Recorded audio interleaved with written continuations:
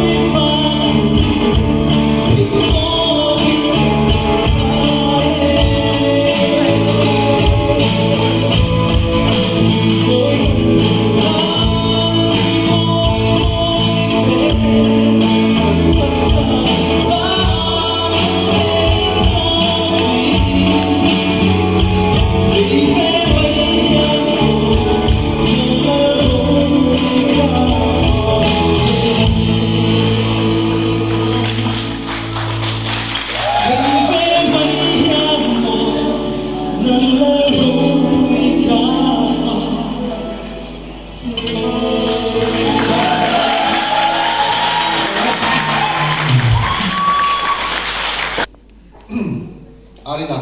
if we sang in how? Oh, sorry. Sang.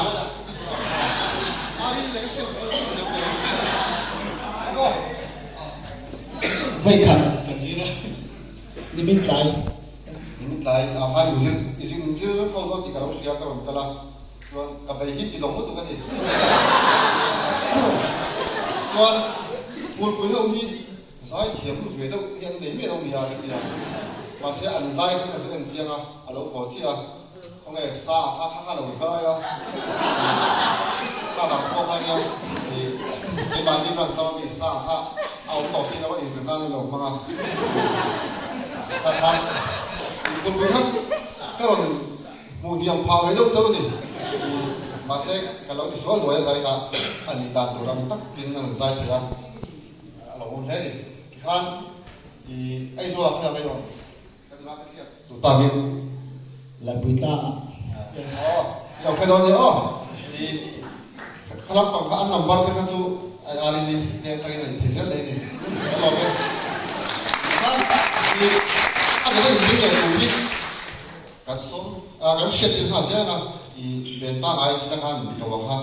tại vì hi hành kia tất cả hành công âm hàng thì ở bên lâm bằng gì khá anh định nghĩa khá là biết là chạy trò về nhà anh em qua xây xuống hey những con chuột chiếm lầu nghỉ thì cái rồi à thùng bên bên cái xe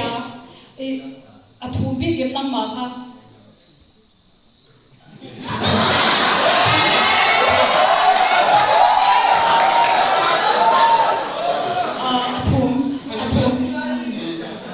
biết là anh còn tiêu là cái hành thì không làm được. Còn suy thiam gì đó vâng, em còn cho thiam lâu thì cần ta chân chu, hay cần cô hi, anh là cái rồi thấu là chúng anh tặng lắm bằng ô thì hàng ta thì chúng nó cho bạn cha rồi một cái, cần tin mà sao cái tiếng anh rồi thì việc xếp lâu cái thì hắn cha anh rồi thì nó bảo phiêu quan về đó là hay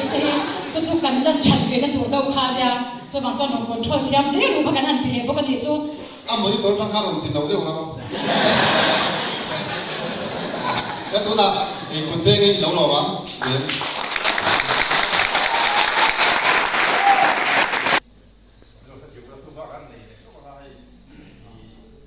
cái riêng lọc trống này là mà anh nói thì hiện thứ ba này nó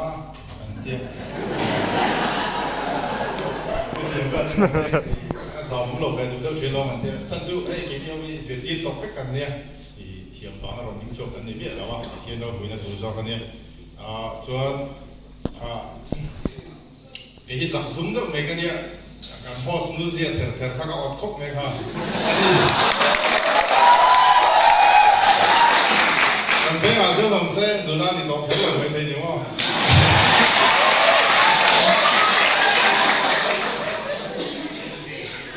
thì có sai lồng bùi con sấy lúc nào bùi bùi té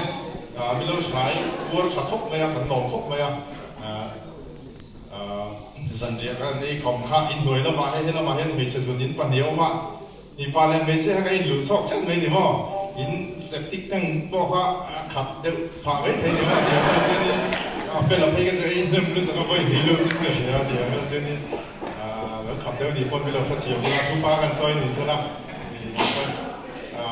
thì mình lâu trốn trả qua in pha để trốn trả chuẩn bắt trả niệm này cần tan với lại hiện bắt trả in bùi bùi thế lồng chungกันใส่นี่ใช่ละที่ส่วนให้กันก็สัตว์ตัวเห็นทุกว่าก็เต้นน้องหลงเดินได้กันใส่บางทีตัวเดินได้กันลืมเดินได้กันละที่สารนินเทียนให้กันนุ้ยดำแต่ว่าmỗi cáiกันอินใส่กันอินใส่นับเพนแต่กันนุ้ยนับเพนเห็นที่ยังไงอาสัตว์นะที่นางเราตักกันได้กันเองชุ่มกว่าแต่ดินบนในนางเราว่าที่ขัดเองขันยังไงแต่กันพูริกันพูรันแต่ที่ยังไงเป็นโชคตู้ว่าโคเวลส่วนนะที่มีโชคตู้นี่อันนี้เราจะรู้ศึกษาได้กันจานะดำนองเราฝึกช่วยมันนี่หรือเราว่าได้กันจานะดำนองเราฝึกช่วยมันนี่จะได้เป็นสารนินเทียนนี่กันพูริแห้งหาสัตว์ตั้งแต่มินยังไงในยืนตู้สวนสัตว์นะมินตีบวยนะแล้วก็ต่อที่ยังไงกันสวนในตู้ที่จุดสารนินเทียนยังไงตัวเชี่ยงเราจะจุดมีลำบากได้จุดการสัตว์โดนสารนินโพเห็นมาท้ายบุ้งส่งว่าขันจ้างโปบละมาขันที่นั่งนี่ học thêm là puri giống không tu cái này là bao lâu cái chỗ tiền làm sao đi này cái lại tu theo ngày tu chơi cái đó là